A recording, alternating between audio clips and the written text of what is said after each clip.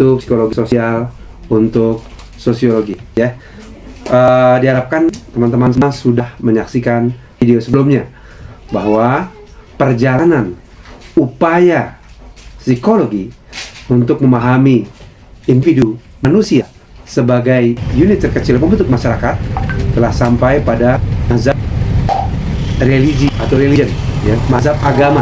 Kenapa? Karena mazhab-mazhab sebelumnya dianggap kurang lengkap untuk menjelaskan ragam fenomena individu manusia, ya. Juga ragam fenomena dinamika kemasyarakatan hari ini. Oleh karena itu, mazhab ini hadir untuk lebih melengkapi, membuat kajian ini lebih komprehensif. Karena tidak hanya menggunakan sumber-sumber ilmu yang berdasarkan hal-hal yang bisa diobservasi saja, kan begitu ya, namun juga menggunakan hal-hal yang bersifat petunjuk dari kitab suci. Nah, begitu ya. Karena diyakini bahwa tentunya yang paling memahami manusia adalah yang menciptakan manusia itu sendiri, ya. Dan hal ihwal tentang manusia itu sudah dijelaskan dalam kitab suci. Oleh karena itu, mazhab ini menggabungkan hal-hal yang observable, terlihat, ya. Misalnya kita menepuk-nepuk pipi, ya, tepuk tangan adalah hal-hal yang terlihat. Ketika orang bersedih kemudian menangis adalah hal-hal yang observable dan lain-lain. Namun juga memperhatikan hal-hal yang unobservable, yang ada di hati, gerak hati, ya.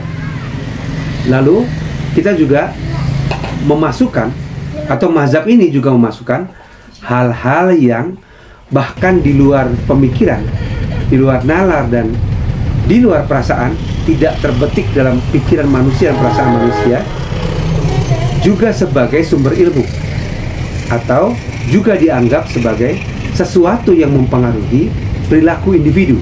Misal, keyakinan atau belief system individu tentang sesuatu yang akan dialaminya setelah kematiannya, seperti adanya nikmat kubur atau azab kubur, lalu adanya surga dan neraka, ya, adanya hari akhir, hari pembalasan, dan lain-lain.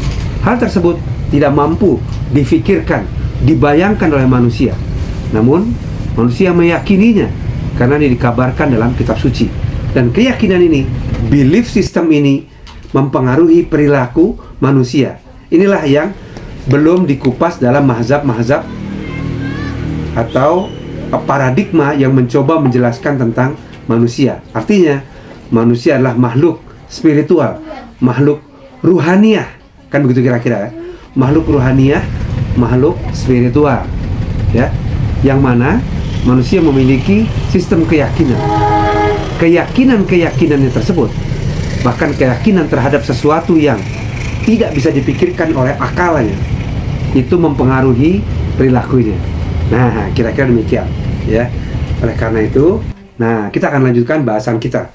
Mazhab religi ini kemudian menggunakan teori fitrah, atau menurut Profesor Dr. Muhammad Yasin, fitrah the Islamic concept of human nature, ya.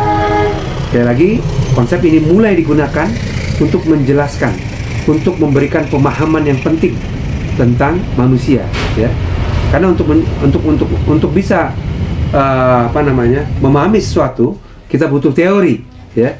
Maka kita butuh teori yang dalam hal ini memiliki kelebihan atau keunggulan dari teori-teori sebelumnya dalam upaya menjelaskan manusia.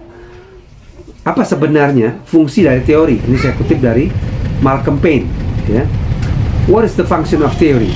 Yang pertama, theory help us understand and context ideas, ya. Yang kedua, theories offer explanation and understanding. Yang ketiga, theory offers a practice framework. Yang keempat, theory help us to be accountable, self-discipline, and professional. Oke, jadi kita menggunakan teori, tidak hanya menggunakan, logika belaka, ya. Teori itu cenderung sudah diterima oleh ilmuwan-ilmuwan di bidang tersebut. Maka kita akan menggunakan teori yang kemudian dikembangkan, ya, salah satunya juga dari kitab suci, ya, juga dari pengamatan sesuatu yang dapat diobservasi melalui karyanya Profesor Dr. Muhammad Yasin, Fitrah the Islamic Concept of Human Nature, yang di Indonesia kemudian dikembangkan oleh Bapak atau pakar perilaku manusia, ya, pakar pendidikan juga, yaitu Bapak Hari Santosa. Maka penjelasan tentang fitrah ini berusaha menjelaskan tentang keberfungsian individu, dan kita sudah pelajari ada 8 fitrah, yaitu fitrah keimanan, fitrah bakat dan kepemimpinan, fitrah belajar dan bernalar, fitrah sosialitas, fitrah individualitas dan sosialitas, kemudian fitrah jasmani, kemudian fitrah seksualitas dan cinta, kemudian ada fitrah estetika dan bahasa, dan terakhir adalah fitrah perkembangan, ya. Baik, tentang fitrah ini adalah pondasi, ya, untuk kita memahami manusia dan bagaimana seharusnya manusia dan keluarga tersebut bertumbuh dan berkembang, ya. Bagaimana kemudian keberfungsian mereka menjadi optimal. Kita akan insya Allah kupas satu persatu. Demikian, terima kasih. Wassalamualaikum warahmatullahi wabarakatuh.